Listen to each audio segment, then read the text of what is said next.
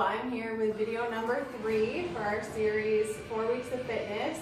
Hopefully dozer won't bother me too much.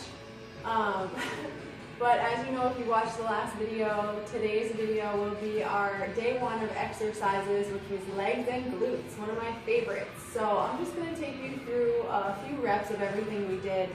But basically, we had to do our warm-up, our core exercises, and our stretching within 30 minutes. So for our warm-up, we did a dynamic warm-up, and we did 10 of each movement, 10 on each leg of each movement. For our core exercises, we went through them for 10 reps each, then we went through them again for 10 reps each. And for our stretches at the end, we held them all for roughly 30 seconds. So I'm just going to take you through each one. We started out with high knees, nice and easy. We didn't do a running pace, but you can. If you're more experienced and you like to warm up a little higher intensity, you can do these at a faster pace. We did butt kicks.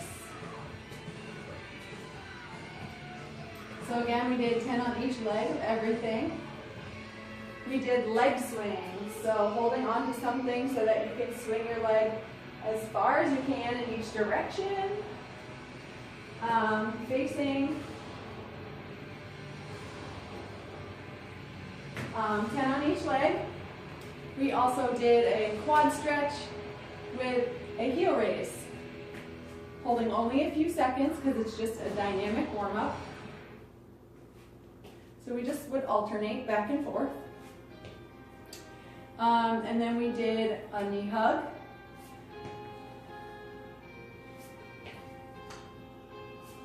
And these are just a few you can do. There are numerous dynamic warm-ups out there you can do.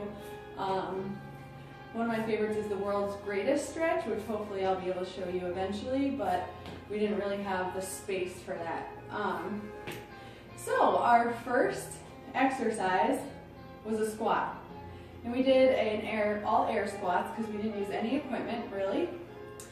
So I encourage people to place their feet in a spot that would allow them to, if they were going to try and jump as far as they could, that's where their feet would be. So they wouldn't be way out here, and they probably wouldn't be right close together. Depending on your anatomy, your feet are either going to point forward or maybe slightly out. Whatever position your feet fall into so that your knees don't cave in. You don't want your knees to go in. And when you squat down, you don't want your knees to go out past your toes. So you're going to focus on your hips and your butt going back and down as if you're sitting into a chair. You want to keep the natural curvature of your back. So our back curves this way.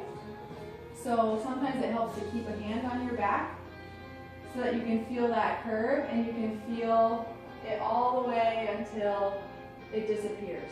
So if I went any further, it will round, and I don't want that. So I'm going to stop before my back rounds forward, whether it's up here or down here.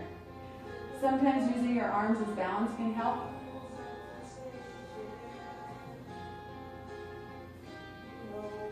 So we did those. We did, excuse me, 10. Then we went on to our sumo squat. Actually, during our workout, we did our heel raises in between each exercise. Okay, so your sumo squat, same idea. Your butt and hips want to go down and back like you're sitting in a chair. You can have your hands here, or out. Make sure the knees aren't caving in. You're staying out over your feet. So those were our sumo squats. We then went to step ups. So people use different heights. We had small step stools, we had taller benches, and we had our high-low table. So for these, we kept our foot up that we were using. And I encourage people to really gain their balance at the top. So you're going to squeeze your glutes and push up. And if you can come all the way up, that's awesome. If you have to stop here to balance, that's fine too. But you're going to lower yourself down as slow as possible. You could have your hands on your hips.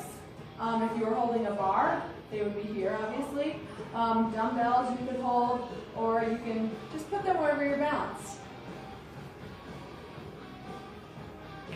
But you're going to try and come up and down as slow and easy as possible. And then we switched legs. So after that, we did our Bulgarian split squat. So we put one leg forward and one leg back on either a bench or a stool, keeping your knee over your toes, over your heel. You don't want your knee to go out past your toe. Dropping straight down, really squeezing your glutes and pressing through your heel. So we did 10 on each leg. For our calf raises, we did toes forward for 10. Try to pause at the top and slow on the way down. We also did toes out, which you can do these in between each exercise and alternate your toe positioning, toes in. Or if you're doing, say, 3 sets of each of these, you can do calves last and do your first set with your toes forward, second set with your toes out, third set with your toes in. However you want to do it is fine. So those were our exercises. We went through them all twice. Before we did our stretches at the end, we actually had a challenge. So we did a wall squat challenge, which was very impressive. You guys who participated did amazing. After doing all those exercises 2 times through, to hold a wall squat for, let's see, our 2 challenge winners who tied for first place, Kathy and Sevtap, held for 1.5 minutes, which was amazing. So awesome job to you guys. You got a little prize, which was pretty cute. Hopefully you are enjoying it. And we'll have a new challenge next week. But for our stretches at the end, we held a quad stretch, 30 seconds on each leg. We stretched our hamstrings by using that stool or bench, pointing our toes and keeping our knee bent and pulling our hip back to get a stretch in the hamstrings. We then also used this same form to stretch our hip flexors. So pushing forward to get a stretch here. You can stretch up and over to get that stretch here. We did our calf stretch up on a wall or a stool. Slowly leaning forward with your knees straight to get that stretch. A couple others that not everyone did because it was time to go, but so a couple others to get the inner leg and stretch to one side, however you're comfortable. To stretch the glutes and hip, you're going to be stretching the back leg. So crossing over, push that back leg, that hip out, and reach up and over to get a nice stretch through your side. So those were some of the stretches we did. That was our workout, and again, I'm so proud of everyone who completed this. We definitely had some very sore muscles the next day, even after only 2 sets. If you're not used to doing these movements, you're going to be sore, and even if you are used to doing them, you might still be sore. You don't always get sore from a workout. That doesn't mean it wasn't effective. So know that, and keep stretching. Try to get your muscles a little bit warmed up before doing your static stretching. Next week will be chest and triceps, so I'm super excited for that. Again, sorry this video is a little later than I wanted it to be.